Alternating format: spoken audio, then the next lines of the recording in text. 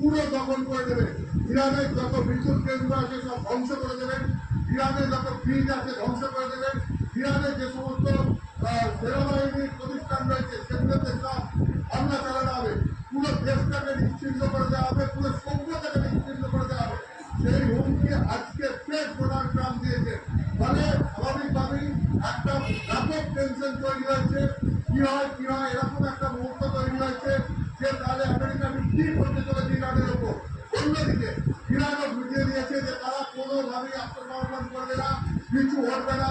ইরানও প্রথম কালে আমেরিকাকে টক্কর দিতে তৈরি, সেটা বুঝিয়ে দিয়েছে এবং সেই টক্কর দিতে তৈরি তারা বলেছে যে কোনোভাবে